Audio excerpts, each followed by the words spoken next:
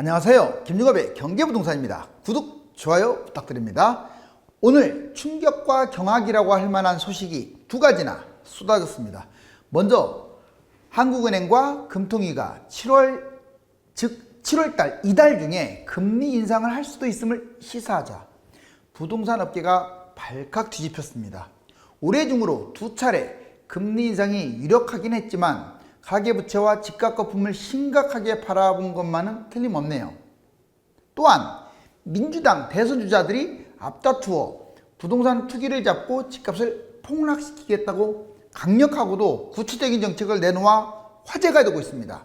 정부와 민주당이 집값을 잡을 생각이 아예 없다고 판단하는 상황에서 이러한 내용들이 나온 것이라 집값 하락에 대한 기대도 큽니다. 상담 안내는 02-501-7554, 유료 상담은 010-3999-8808입니다. 전화 주십시오. 7월 금리 인상 대충격, 당장 이번 달이네요. 대권 후보자들이 집값을 추락시키겠다고 앞다투어서 말하고 있어요. 자, 이제 뭔가 깨달음을 얻은 것 같네요. 경악스럽습니다. 이 두 가지. 자, 부동산 폭락 이제 쭉 떨어지면 이 아파트들이 있는데 얼마까지 떨어질까요? 먼저 민주당 대선 후보자들, 그러면 이제 구체적인 내용을 한번 분석을 해보겠습니다. 부동산 대책 강력, 왜 이게 중요하냐면요, 지금은 뭐 금리도 있고 그 다음에 여러 가지 많죠. 뭐 코로나도 있고 그 다음에 돈도 많이 풀리고 집값 상승과 하락의 요인들이 많은데 거의 70% 아니 90% 이상 중요한 게 뭔지 아세요? 정부 정책이에요. 이게 없어버리면 그냥 폭등해요. 아니 정상적인 상황이라면, 어떤 이게 시장 상황으로 굴러가는 상황이라면 뭐 그냥 꼭 정부 정책이 중요한 것만은 아닌데, 지금은 달라요. 이렇게 집값을 띄운 게 정부 정책 때문에 뜬 거예요 지금. 그러면 상당히 불안한 상황이잖아요.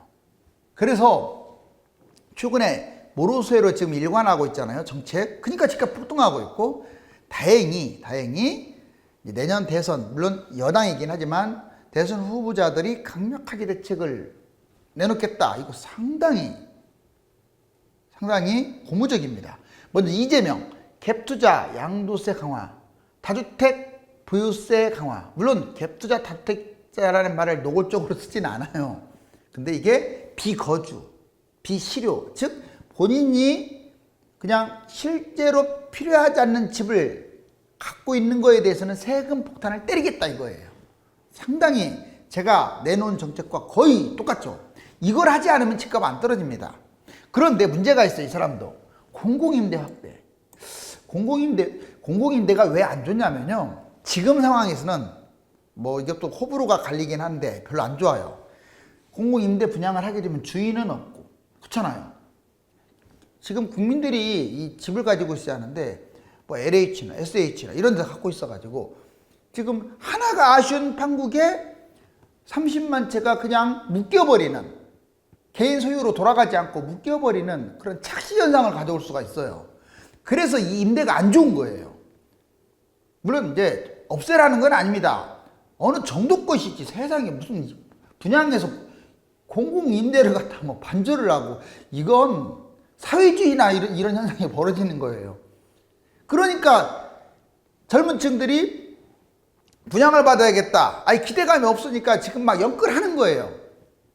그리고 일반인들도 지금 소형 같은 경우는 아예 그냥 추첨제도 아예 없잖아요. 84 이상만 있다 보니까 아예 기대감이 없는 거야. 왜 자꾸 그런 이상한 법을, 잘하지도 못하는 그런 요상한 법을 만들어가지고 기대감을 사라지게 할까요? 아무튼 공공임대 이건 절대 반대예요. 확대시키지 말고 있는 거에 충실하세요. 즉 분양은 2013년으로 돌아가는 게 최고예요. 자, 그 다음에 이걸 강조하려고 한 건 아니고, 집값을 강력하게 잡겠다는 의지. 추미애 이분은 투기, 보유세 강화. 역시 똑같은 말을 하고 있죠.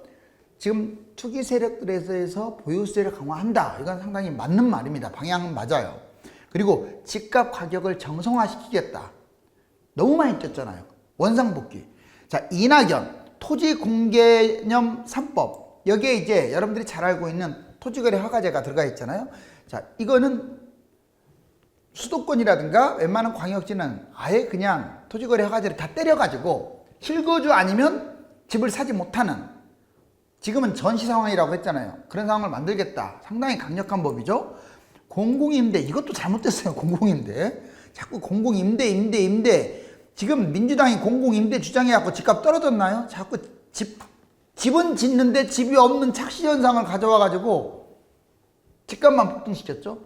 자, 이제 정세균 5년 동안 280만 원 공급. 아주 좋습니다. 280만 원. 그럼 1주택 종부세 유예. 그래, 1주택자에 대해서는 세금 혜택을 좀 많이 주는 것도 괜찮아요. 근데 280만 원가 공공이 돼서는 안 돼요. 민영도 있어야 하고요. 공공 일반도 있어야 하고 그래야 돼요. 박용진, 김포공항을 아예 그냥 편입시켜가지고 없애가지고 20만 원을 만들겠다. 임대료 지원 확대하겠다. 자, 이분들의 공통점을 쭉 봤더니 부동산 투기에 대한 규제, 지금 오래간만에 듣는 겁니다. 지금 1년 동안 사실 현 정부가 뭐 공급 부족한다고 해서 공급 정책으로 돌아서는 듯 하면서 집값 투기 세력들에 대해서 완전 나몰라라 했거든요. 그러니까 더 뛰고 있잖아요. 지금 전국이 역사 이래로 가장 많이 지금 집값 폭등하고 있어요. 역사 이래라고 했습니다. 왜? 정부가 집값 투기 세력을 그냥 방치해버리니까. 그 얘기 아무도 안 하잖아요. 지금 집값 뛰고 있는 게 뭐 공급 부족이다. 지금 여러분들 유튜브 보세요. 전문가들. 다 틀린 말이에요. 집값을 강력하게 잡을 생각이 있으면 집값 떨어져요. 근데 뭐 공급 부족? 무슨 공급 부족이에요? 2014년부터 2020년까지는 공급 폭탄이었는데도 집값이 폭등했는데 집값 잡을 의지가 중요한 거예요. 어찌됐거나 투기 규제하겠다. 부동산 공급 확대하겠다. 공공임대 확대. 이 세 가지가 골자입니다. 이 앞에 두 가지는 상당히 고무적이고 공공임대 확대는 전혀 도움이 안 된다는 얘기를 할게요. 민주당 대선, 저는 상당히 전반적으로 낙관적으로 봅니다. 이제 야당에서도 좀 집값을 확실하게 잡는 정책을 내놨으면 좋겠어요. 그럼 여기 한번 근거 자료를 봅시다. 추미애 법무장관. 자, 보유세 강화, 신규 공급을 후순위로 밀어서 부동산 가격을 정상화하겠다고 분명히 나왔잖아요. 보유세 강화하고 정상화. 이재명 경기도지사, 비필수, 필수적이지 않는 부동산. 그러니까 자기가 실거주 안 하고 있는 기타 여분의 부동산에 대해서는 징벌적 과세라는 표현을 썼어요. 맞는 말이에요. 세게 때려야 합니다. 보유세 같은 거. 그러지 않고서는 다주택자들이 매물 토해내지 않아요. 그렇지 않고서는 갭 투자가 끊이지 않아요. 자, 그 다음에 국토부교통부 산하 부동산 감독원을 설립하겠다. 여기는 안 나와 있지만 공공임대를 확대시키겠다. 그건 절대 반대예요. 자, 정세균 전 국무총리 60세 이상 저소득층 1가구 1주택자 종합부동산 납부 유예를 하겠다. 임기 5년 동안 280만 원 공급. 이낙연 토지 공개념 3법을 도입한다. 강력한 대책이죠. 역시. 자, 여기 그 다음에 박용진 의원 김포공항을 인천공항에 통폐합해서 20만 원 공급. 임대료 지원 확대. 자, 이거 보면 장점 보면 구체적이고도 강력해요. 구체적이고도 아주 강력한 정책으로 환영할 만합니다. 대선 전에 집값 하락을 기대할 수 있게 됐어요. 왜? 지금 대선 전에도 이런 것들이 나와줘야 집을 잡으려고 하는 투기 세력들이 멈칫하게 되거든요. 그러면 집값이 하락할 수도 있는 거예요. 당장 여름부터 하락할 수도 있다고요. 그런데 이거 문재인 정부는 과거에 이런 말 안 했습니까? 말만 이렇고 속으로는 집값 띄워버렸잖아요. 여기 보세요. 구체적 강력한 대책은 좋지만 이거 보세요. 사회주의적 공공임대만을 강조하는 것은 아주 큰 패착이에요. 이건 좀 너무 이렇게 확대시키는 거. 아니, 공공임대가 나쁘다는 게 아니라 너무 많이 하잖아요. 자, 말만 많은 집값 이미 실패한 당입니다. 지금 집값 못 잡았잖아요. 어찌됐거나 180석으로도 집값 잡을 생각도 안 하고 있잖아요. 그래서 이제 이건 호고, 이건 불인데 저는 이쪽을 좀 믿고 싶어요. 그래도 믿어야지 어떻게 하겠습니까? 집값 안 잡으면 계속 올라가는데. 자, 이제 오늘 또 하고 싶은 말이 이겁니다. 별표지 이것도. 7월 달에 금리 인상 부동산 심리적 충격이 크다. 금리 인상 부동산 심리적 충격 상당히 클 거예요. 이게 금리 인상을 했다고 해서 뭐 갑자기 폭락하고 있고 이것만은 아니에요. 제가 아까 말씀드렸지만 정부의 정책이 중요하다고 했죠. 근데 이것은 어떤 심리적인 영향을 주기 때문에 아주 중요한 거예요. 자, 7월달 기가 나와요. 여기 보세요. 금리 인상 걸림돌 없어진 한은 시장에서는 7월 인상도 가능. 조선일보라고 분명히 박혀 있죠. 보면 한은 금융위하고 정부하고 이 세 곳이 공감대를 형성하고 있어요. 집값 7월달에 잡아야겠다. 그 다음에 금융 불균형이 그만큼 심각하다는 거죠. 경제성장, 지금 경제성장률에 비해서 지금 금리가 너무 낮다. 금리 인상. 그리고 가계부채가 지금 너무 많아요. 급증했고 자산, 특히 뭐 부동산 거품이 너무 심하다. 이거 해소하는 측면에서. 그런데 이 파란색은 반대적인 내용들 보자고요. 이렇게 했으면 좋겠는데 한다고 했으니까 이제 할 확률이 높겠죠. 델타 변이가 급증하면서 백신 접종을 했는데도 화이자 백신을 받은 사람들이 50% 가까이가 코로나 또 걸려요. 델타 변이. 델타 플러스 변이도 나왔죠. 이게 문제입니다. 코로나가 확산되게 되면 금리 인상 쉽게 못해요. 또 그리고 두 번째, 지금 오늘 날짜로 확진자 1000명 돌파했다고 나왔잖아요. 소비 심리가 그러면 위축되기 때문에 금리 인상을 빨리 진행하는데 이게 먹구름이 되는 거예요. 그러니까 집값을 잡으려면 코로나가 빨리 진정돼야 돼요. 반대 소수 의견, 지금까지 보면 여러 사람들이 해가지고 이제 금리 인상을 결정하잖아요. 소수 의견이 나왔을 때 묵살하고 하진 않았어요, 별로. 소수 의견도 존중하고 뭐 만장일치까지는 아니지만 전반적으로 의논이 거의 모아져야 금리 인상을 하든 인하를 했는데 소수 의견이 있어요, 반대 소수 의견이. 그래서 좀 늦어지는 8월, 10월 달 가능성도 있다. 자, 이제 이거 완전히 이해되셨죠? 그러면 이제 3년 전부터 제가 강조한 부동산 확실하게 잡을 특단 대책을 한번 말씀드릴게요. 이거 사실 이거 정부가 모르겠어요. 자, 이거 다 할 필요도 없어요. 몇 개만 하면 그냥 잡혀요. 근데 역으로 말하면 이거 외에는 잡을 건덕지가 없어요. 진짜로. 지금 25번의 대책이 왜 실패했냐면 전혀 도움이 안 되는 요상한 대책, 사회주의적인 대책, 잘하지도 못하면서 쓸데없는 정책만 만들어대고 그렇게 호평할 수가 있어요. 오히려 집값 띄우는 대책이 더 많아요. 그래서 그런 대책 다 집어치우시고요. 이런 대책으로 강력하게. 자, 보자고요. 크게 두 가지로 나뉩니다. 공급대책하고 특단대책으로. 보시면 공급대책이 지금까지는 공급 확대만 말하고 있어요. 여러분들 부동산 상승론자들 보세요. 매물 유도하라는 말을 한마디도 안 하죠. 왜? 그 사람들은 집값 띄우기만 바라는 거냐. 누구라고는 말 안 하지만 그래요. 언론도 그렇죠. 자, 공급 확대와 매물 유도가 두 가지가 다 따라가야 돼요. 자, 3기 신도시, 추가 신도시 택지지구 이거 조기 시행하는 방안. 좀 임대는 줄입시다. 인간적으로. 그리고 가점제, 가점제보다는 추첨제를 확대시키고 공공임대보다는 공공일반을 확대시키고 아셨어요? 자, 그리고 특별공급 이건 줄이고 일반 공급을 확대시켜야죠. 자꾸 특이한 거에 대해서 너무 분양을 많이 하고 불특정 다수한테는 분양 기대감을 적게 하다 보니까 연끌을 하는 거예요. 잘 하지도 못하면서 왜 자꾸 거꾸로 가는지. 자, 아무튼 조기 시행합시다. 매물도 유도해야 돼요. 누가 매물 많이 갖고 있어요? 다주택자, 임대주택 사업자들. 이 매물을 토해내는 게 더 중요한 거예요. 지금 물량이 부족해서 뭐 공급이 부족하니까 집값 폭등한다. 다 거짓말이라고 했잖아요. 남아 돌아요. 가진 자가 집을 많이 갖고 있기 때문에 집값이 폭등하는 거예요. 그럼 이거 토해내게 해야지. 안 그래요?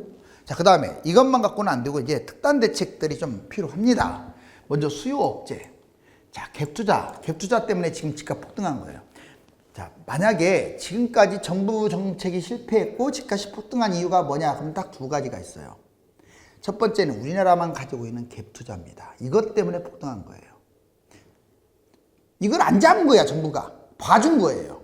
두 번째, 다주택자들 때문에 집값 폭등했어요. 물론 아파트를 주로 잡은 다주택자들. 틀린 말 아니잖아요. 거기는 임대주택 사업자들이 큰 몫을 했고. 그러면 여기 보세요. 갭투자하는 사람들은 우리나라만 갖고 있는 특징인데 이익을 환수시켜야 돼요. 이거 불법 아닙니다. 의식주 갖고 장난쳤기 때문에. 그 다음에 두 번째, 전국 토지거래 허가제를 때려버려야 돼요. 왜 자꾸 강남 일부 찔끔찔끔 통선 효과를 때립니까? 토지거래 허가제를 아예 그냥 광역시 수도권을 때려버리면 실거주 안 할 수가 없어요. 그러면 집값이 올라갈 이유가 없죠. 지금 집 잡는 사람들 갭 투자로 하잖아요. 특이 규제. 다주택자 보유세, 누진세 왜 안 때립니까? 보유세를 세게 때리세요. 그럼 다주택자가 어떻게 버티기를 해? 못 버티지. 그리고 양도세는 좀 풀어주세요. 매물 나오게. 양쪽에서 세금만 때리면 안 되니까. 다주택자 양도세 중간은 완화시키고 보유세를 세게 때리시라고. 그리고 규제 변경할 것도 많아요. 제가 아까 말했지만 특공 제발 좀 축소시키세요. 이번에 세종 공무원 특공 축소시켰는데 그러면 뭐해? 다른 특공을 확대시켰는데 일반을 확대시키라고요. 자꾸 못하는 것을 자꾸 이렇게 끌고 가냐 이거예요. 잘하지도 못하면서. 가점제를 하지 말라는 게 아니라 추첨제를 많이 하시라고요. 임대, 왜 공공임대를 많이 합니까? 공공일반을 많이 하시라고요. 그리고 대출 규제, 제발 부탁이니까 대출 규제하세요. 이게 젊은 층을 위해하는 길이 아니에요. 자꾸 패닉바잉만 유동시키는 거지. 분양가 인하시키세요. 이게 공공 이번에 말 나온 김에 그게 뭡니까? 그 건설사 편들어 주시는 거나요? 언제부터 땅 매입했는데 그렇게 비싸요, 분양가가. 분양가 지금보다 확 다운시켜야 돼요. 자, 이러면 돼요, 이러면. 쓸데없는 규제는 없애고. 자, 공급대책과 특단대책 이 두 가지를 어느 정도만 절묘시키면 그냥 집값은 잡는데 이렇게밖에 생각 안 할 수 없죠. 이걸 알면서 안 한다는 것은 잡을 의지가 없다는 거죠. 자, 이제 부동산 시나리오 볼까요? 2021년에서 2023년. 약 3년간 부동산 시나리오. 자, 일단 집값이 하락하는 쪽으로 무게를 중심을 좀 더 둬요. 왜냐면 많이 뛰었으니까. 근데 아까 다시 말하지만 집값은 저절로 떨어지지 않아요. 특히 이 시점에서는. 너무 불안해, 무주택자들이. 그걸 만들었어. 집값을 못 잡은 사람들이. 저절로 안 떨어진다고 하잖아요. 그럼 정책으로 잡아야 돼. 여기 보자고요. 일단 금리 인상 먼저 때려야 돼요. 그러면 상승세가 축소질 거예요. 하락한다고 금리 인상 때린다고 해서 하락하지 않아요. 단계별로 하면서 이제 상승 의지를 꺾어버려야 돼요. 그 다음에 대선 주자들이 집값 강력하게 아까 말했듯이 그 대선 주자들이 야당도 하락 전환을 강력 정책을 쓰면 하락이 전환됩니다. 얼마나 좋아요. 상승세를 축소시킨 다음에 하락 전환시키고 그 다음에 새 정부가 들어서면 여당이든 야당이든 새 정부가 들어서면 집값이 지금 거품이 너무 심하니까 부작용 많잖아요. 그러면 하락세를 확산시키면 이제 정상화되겠죠. 바로 이게 원하는 시나리오인데 이거 여기에서 가장 중요한 건 정부의 역할인 거예요. 오른쪽 보세요. 그런데 지금처럼 만약에 무대책으로 일관하면요. 지금 역사상 최고로 폭등하고 있다고 제가 말씀드렸잖아요. 물론 거래가 없으니까 이 폭등의 개념도 솔직히 뭐 피부에 와닿지는 않아요. 매물 내놔도 팔리지도 않는 것도 허다하니까. 그렇지만 표면상으로는 수치상으로는 최고치로 폭등하는 건 맞아요. 무대책이니까 그래. 무대책. 지금 방치하고 있잖아요. 무정부 상태. 두 번째, 대선 집값 소극적. 만약에 대선 주자들이 집값에 대해서 소극적인 문제가 돼요. 근데 지금 아까 적극적이었잖아요. 상당히 고무적입니다. 소극적으로 혹시라도 나오면 지속적으로 폭등합니다. 말만 하고 행동이 따라지지 않으면 계속 올라갈 거예요. 그 다음에 새 정부가 출발할 텐데 집값 또 방치한다. 내년에 집값 잡힐까? 안 잡힙니다. 절대로. 왜 그러냐면 다른 나라가 아마 내 생각은 내년도 뛸 것 같아요. 다른 나라는. 우리나라는 일찍부터 뛰어가지고 또 뛴데 또 뛰어가지고 다른 나라보다 몇 배 더 폭등했는데 만약에 내년에도 다른 나라 뛸 가능성이 높은데 우리나라 안 잡으면 다른 나라처럼 따라갈 거 아니에요. 주식처럼. 그럼 내년에도 뛰고 내후년에도 뛰는 거예요. 그럼 큰일 나죠. 무주택자들 어떻게 하라고요.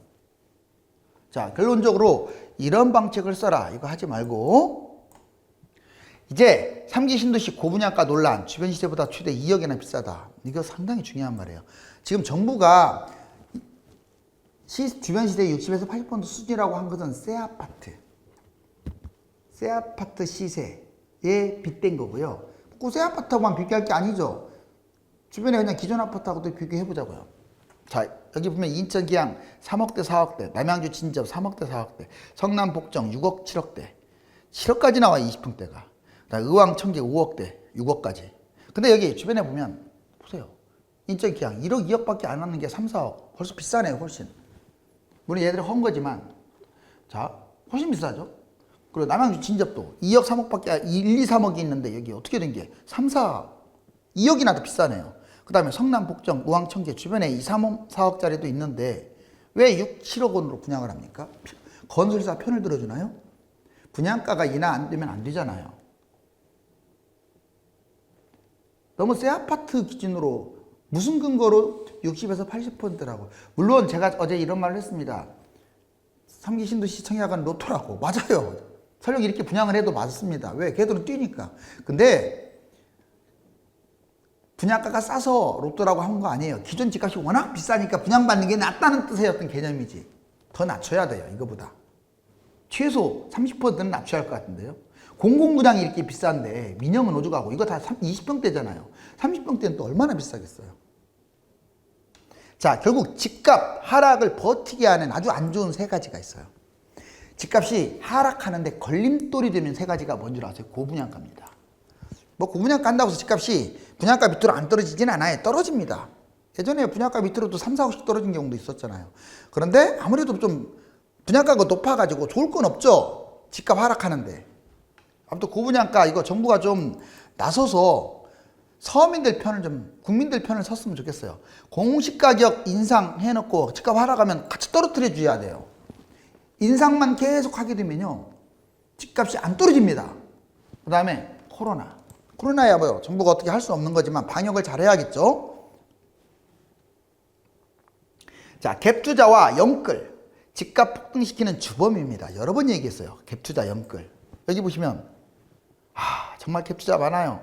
서울 거의 반절이 갭투자, 강남 서구 반절, 경기도 반절이 넘어야 다 갭투자가. 세종, 대구, 인천, 대전은 뭐 한참 거의 7, 80%나 돼요. 갭투자가. 무슨 말을 하려고 하냐면 여러분들 물론 불안하니까 갭투자 하는 거예요. 지금 매수하는 분들을 제가 비판하는 게 아니에요. 신뢰를 줘야, 집값을 잡는다는 신뢰를 줘야 정부가 뭔가 떨어지는 기미가 보여야 갭투자를 안 할 거 아니에요. 아무 생각 없이 그냥 나몰라라 방치를 하니까 이런 일이 벌어지죠. 그리고 갭투자는 못하게 해야 합니다. 그리고 이익 환수를 시켜버려야 돼요. 그러면 오히려 집값 떨어지게 되면 갭투자 하려고 하는 사람도 고맙게 생각할 거예요. 지금 아니면 못 산다. 여기 보세요. 2030 패닉바잉. 30%밖에 안 됐던 게 지금 5월, 6월 올라가면서 40%대로 엄청나게 늘어나고 있어요. 세상에 2030이 어떻게 비중에 40% 매수를 합니까? 이 사람들이 무슨 돈이 얼마나 많다고. 자, 서울 아파트 소득 통화량 보면 서울 아파트 이렇게 보면은 소득이 내려가면 까만 게 소득이고 파란 게 서울 아파트예요. 아파트 값도 내려가고 올라가니까 올라가고 지금은 이제 이게 2020년까지 나왔는데 21년으로 본다면 이렇게 됐죠. 이렇게 이건 코로나 때문에 떨어졌다가 이렇게. 자, 비례하죠. 근데 지금은 소득에 비해서 아파트 값이 너무 뛰었어요. 자, 그다음에 통화량과 서울 아파트. 돈을 찍어내면 찍어낼수록 자, 통화량이 적으니까 집값 떨어지고 통화량 올라가니까 집값 올라가죠. 지금 팍 올라갔죠, 집값. 서울 아파트 가계대출. 가계대출이 줄어들면 집값도 떨어져요. 근데 가계대출이 늘어날수록 집값은 올라가요. 그러니까 가계대출을 확대해주겠다 하는 것은 아주 잘못된 정책인 거예요. 자, 그 다음에 정부 집값 하락, 시그널업자, 증여, 경매 신기록. 만약에 집값을 완전히 잡아버리겠다 또는 어떤 시그널이 나오면 증여할 리가 없죠. 이렇게 비싼 아파트를 왜 증여합니까? 증여세가 얼마인데. 그리고 경매가 이렇게까지 낙찰률이 높을 리가 없죠. 집값 하락하는데. 이거 보세요. 서울 아파트 증여 건수. 무서워요. 이 건수 이번에 비율로 볼게요. 강남 3구 초록색 15%, 18%, 24%, 46%, 23%, 29%. 세상에 20에서 40%까지 거래 비중에서 20에서 40%가 중요해요. 특히 강남. 자, 6월 전국 아파트 낙찰가율 전국이 104%고 서울은 119%. 여기 보세요. 지금 역사상 최대치네요. 이만큼 집값이 올라가니까 경매도 인기가 많다 이거예요. 경매가 싸지도 않아 지금. 전국 집값 지금 거래 없이 최고 상승. 여기 보시면 진짜 보이네요. 2010년에서 2020년 나오는데 최고치로 지금 찍었잖아요. 특히 최근에 19년 이후에 20년, 21년에 지금 날아가고 있잖아요. 그러면 강력한 대책이 나와야죠. 특히 인천, 제주, 경기, 대전, 부산 여기가 지금 셉니다. 나머지는 그나마 봐줄 만한데 인천, 제주, 대전, 부산 여기가 지금 집값이 상승폭이 크다고요. 경기도까지. 7월 금리상 대충격, 대권 후보들 집값 폭락. 어찌됐거나 좋은 소식인 거예요, 이것은. 그동안에는 암울했어요. 자, 이제 이 낭떠러지에서 대롱대롱 매달리는 신세. 바로 이런 신세가 되지 않았으면 좋겠네요. 집값이 오르내리는데 영향을 주는 요소는 많지만 지금 상황에서 70% 이상 중요한 것이 정부 정책이라고 할 수 있습니다. 지금처럼 무정책으로 일관하면 집값은 폭등할 수밖에 없습니다. 다행히 7월 금리 인상설과 여당 대권 후보들의 부동산 폭락 의지가 커서 잔뜩 기대가 큽니다. 감사합니다.